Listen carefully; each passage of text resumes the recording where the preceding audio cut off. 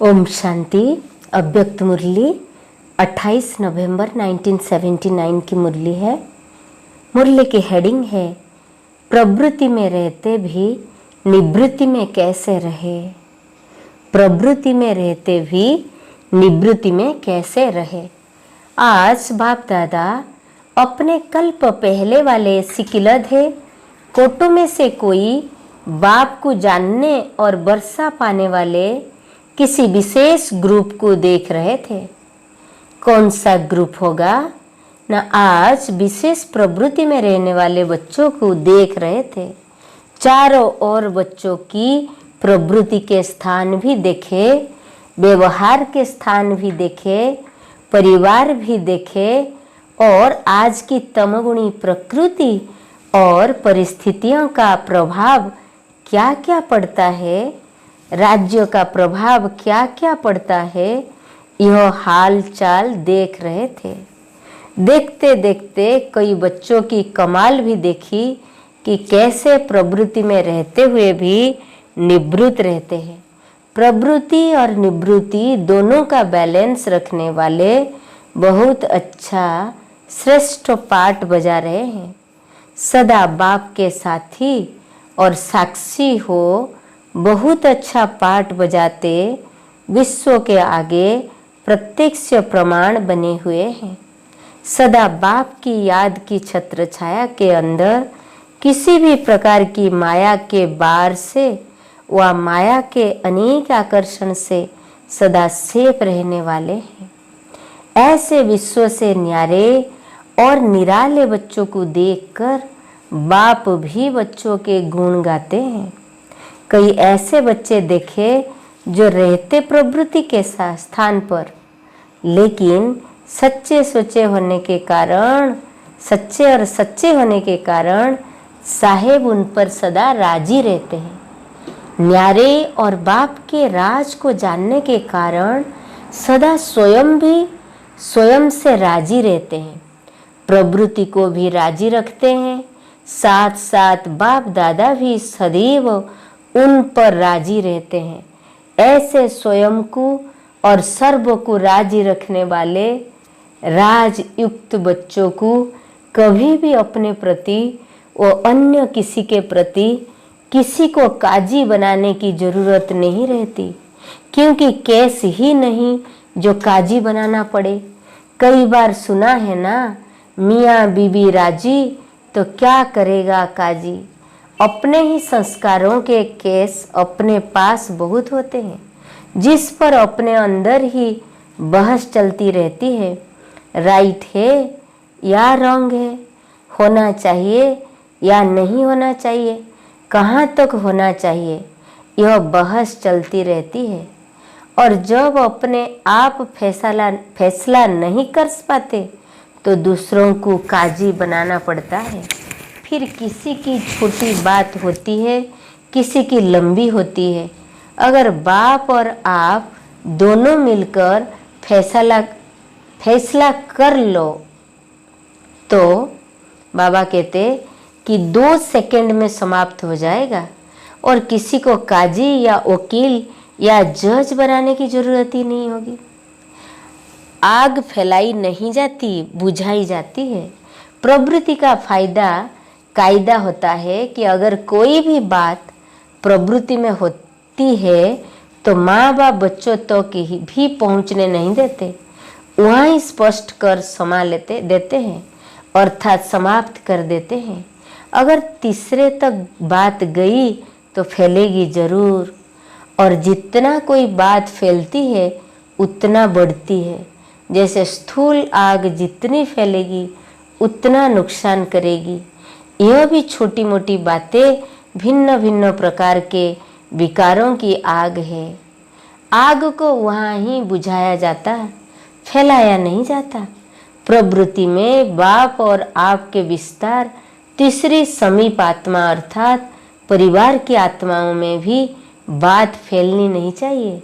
मियाँ बीबी राजी हो तो नाराज अर्थात राज को न जानने के बराबर। कोई न कोई जान का राज मिस करते हो तब नाराज हो जाते हो।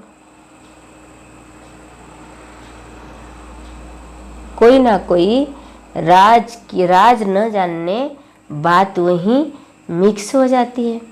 तो बाबा कहते बाप जाने और आप जानो, तो क्या नहीं आपस में फैसला कर लो।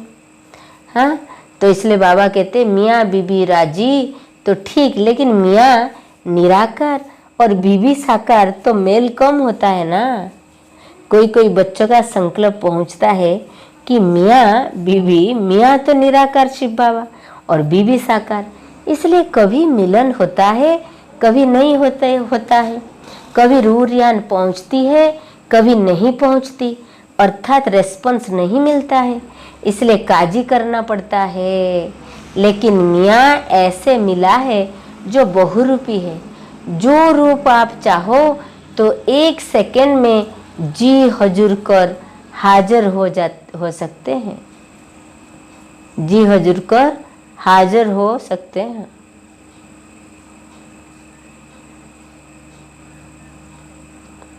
तो इसलिए बाबा कहते कि आकार में आते हैं, आप साकार से आकार में आओ, मिलने का स्थान पर तो पहुंचो। स्थान भी तो ऐसा बढ़िया चाहिए ना, सूक्ष्म वतन आकारी वतन मिलने का स्थान है, समय भी फिक्स है, अपॉइंटमेंट भी फिक्स है, स्थान भी फिक्स है, फिर क्यों नहीं मिलना होता। सिर्फ गलती क्या करते हो कि मिट्टी के साथ वहाँ आना चाहते हो, शरीर देहवान में। यह देह मिट्टी है, जब मिट्टी का काम करना है तब करो, लेकिन मिलने के समय इस देह के भान को छोड़ना पड़े।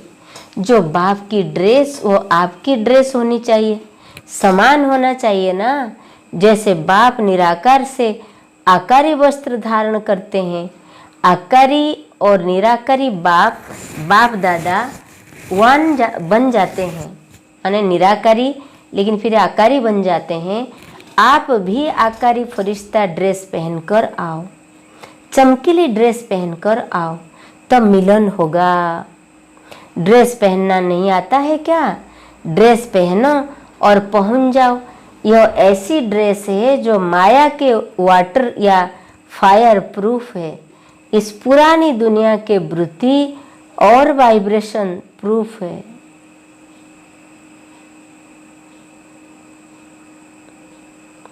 तो इसलिए बाबा बोलते कि एक पुरानी ड्रेस वाला और एक चमकीली ड्रेस वाला जोड़ी मिल नहीं सकती ना, इसलिए अनुभव नहीं होता। पुराने वाइब्रेशन इंटरफियर कर देती है, इसलिए आपसी रूह रियान का रेस्पॉन्स नहीं मिलता है, क्लियर समझ में नहीं आता, इसलिए औरों का अल्पकाल का सहारा लेना पड़ता है। काजी को छोड़ो और राजी हो जाओ। ऐसे यह मियाँ बीबी का नाता इतना स्नेही और समीप का है जो इशारे से भी समझ ले, इशारे से भी सूक्ष्म संकल्प में भी समझ ले। यह ऐसा प्रीत का नाता है। फिर बीच में तीसरे को क्यों डालते हो? तीसरे को डालना अर्थात अपनी एनर्जी और टाइम का वेस्ट करना। हाँ, यह रूह रियान करो कि मेरा मिलन कैसे हुआ, मेरी रूह रियान कैसे हुआ। हम शरीक सहयोगी बन आपस में रूह रियान करो। काजी बना के रूह रियान नहीं करो, केस लेकर रूह रियान नहीं करो, तो काजी को छोड़ दो और राजी हो जाओ। जब पसंद कर लिया फिर बीच में किसी को क्यों डालते हो? बीच में डालते हो तो बीच भंवर में आ जाते हो। बचाने की मेहनत फिर भी मियाँ को ही करनी पड़ती है, इसलिए विश्व कल्याण का कार्य रह जाता है। फिर पूछते हैं कि विनाश कब होगा? अब बीबियाँ तैयार ही नहीं तो विनाश क्या करे? अब बीबियाँ ही तैयार नहीं है तो विनाश क्या करे? समझा विनाश क्यों नहीं हो रहा? ड्रेस का परिवर्तन करने नहीं आता तो विश्व को कैसे परिवर्तन करेंगे? अच्छा, अब प्रवृत्ति वालों का हालचाल फिर सुनाएंगे। आज तो आपकी प्रवृत्ति का हाल सुनाया। ऐसे सदा राजयुक्त युक्ति युक्त सदा समीप और सदा संबंधों में रहने वाले, सदा राजी रहने वाले और सर्वों को राजी रखने वाले, सदा मिलन मनाने वाले, ऐसे सदा बाप के साथी और साक्षी बच्चों को बाप दादा का याद, प्यार और नमस्ते। टीचर्स के प्रति अव्यक्त महावाक्य। टीचर्स अर्थात बाप समान सर्वश्रेष्ठ आत्माएं। टीचर्स को हर वर्ष कोई नया प्लेन बनाना चाहिए। सेवा के प्लेन तो स्टूडेंट भी बनाते हैं, लेकिन टीचर्स को विशेष प्लान क्या बनानी है, विशेष क्या करना है टीचर्स? अब ऐसा अपना संगठन बनाओ जो सबके मुख से यह निकले कि यह अनेक होती भी एक है। जैसे यहाँ दीदी दादी दो है, लेकिन कहते हैं दोनों एक है, तो यह प्रभाव पड़ता है ना। जब ये दो होते हुए भी एक समान एक दूसरे को रिगार्ड देते, दो होते हुए एक दिखा रही है, आप अनेक होते हुए भी क्या करते ना, आप अनेक होते हुए भी एक का प्रमाण दे सकते हो। जैसे कहते हैं कि सबकी वाणी एक ही होती है, जो एक बोलती वही सब बोलते हैं।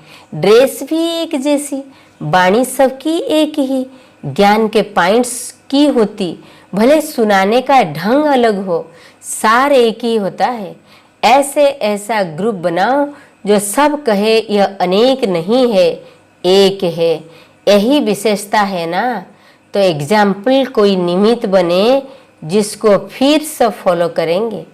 इसमें जो ओटे सो अर्जुन, तो कौन अर्जुन बनेगा? जो अर्जुन बनेंगे उसे फर्स्ट प्राइज मिलेगी। सिर्फ एक बात का ध्यान देना पड़ेगा। कौन सी बात? क्या करना पड़ेगा ना? सिर्फ एक दूसरों को सहयोग दे, विशेषता देखते हुए कमजोरियों को न देखना, न सुनना, यह अभ्यास पक्का करना पड़ेगा।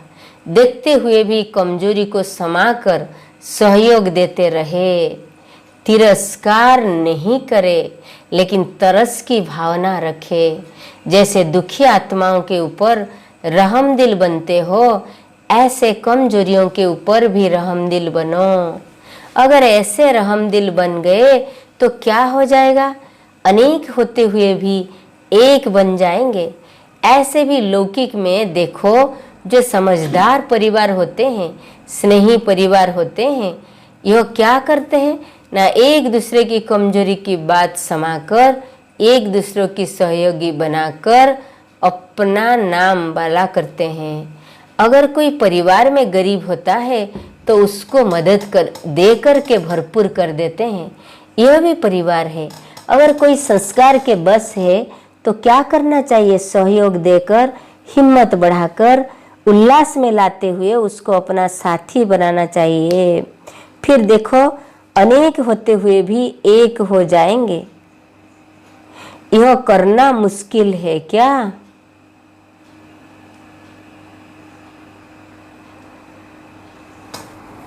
अनेक होते हुए भी एक हो जाते हैं।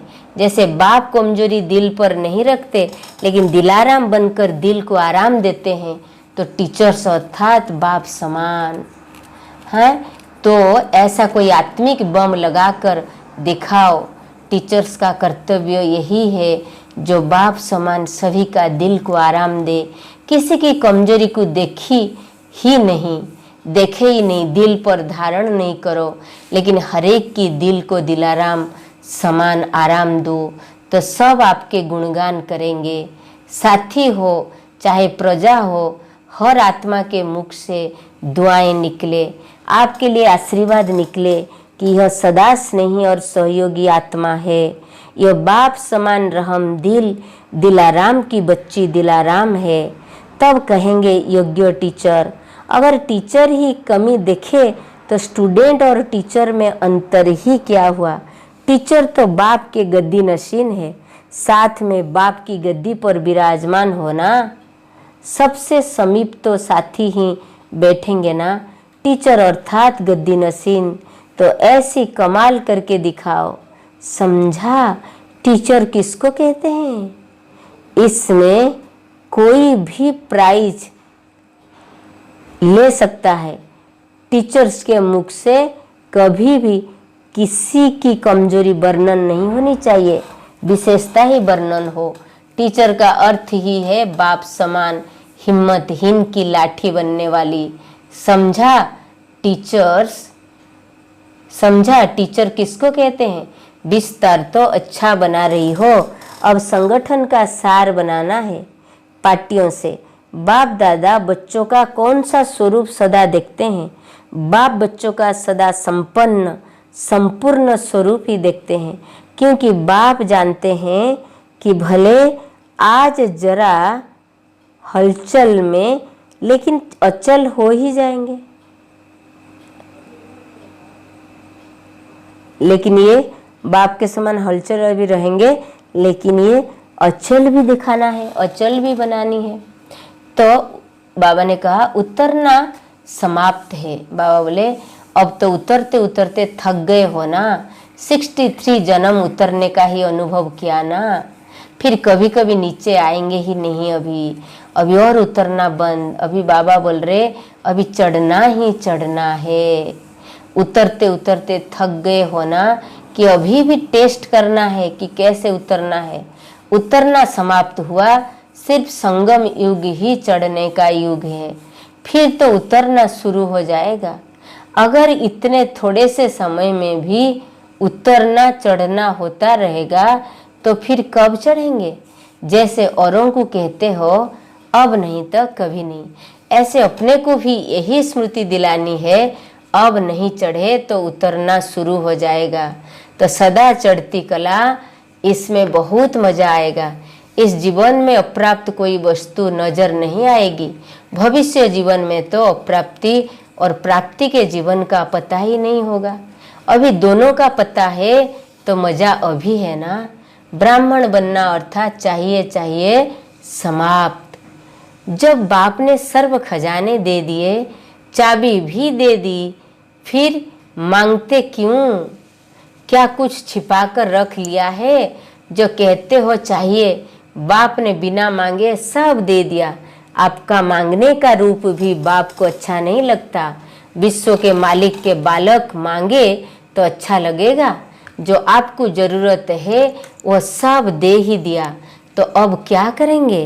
बाबा बोल रहे तो अब क्या करेंगे? इसी नशे में रहो कि हम विश्व के मालिक के बालक हैं, तो मांगना समाप्त हो जाएगा। अब मायाजीत का झंडा चारों ओर बुलंद करो। जब यह झंडा बुलंद हो जाएगा तो सब झंडे नीचे झुक जाएंगे। अभी रस्सी खींच रहे हैं, अब झंडा चढ़ जाएगा तो प्रत्यक्षता के फूलों के वर्षा होगी। एक दो को सहयोगी बनाकर मायाजीत और वाइब्रेशन फैलाओ। अब ऐसा किला मजबूत करो, इतना किला पक्का हो जो माया की हिम्मत ही न रहे। अगर किसी में आए भी तो उसे दूर से भगा दे, या किसी के रूप में किसी में आए माया तो भी उसे दूर भगा दो। एक दो की सहयोगी बनकर मायाजीत का वाइब्रेशन फैलाओ। अब ऐसा किला मजबूत करो। ओम शांति। Have a good day. God bless you.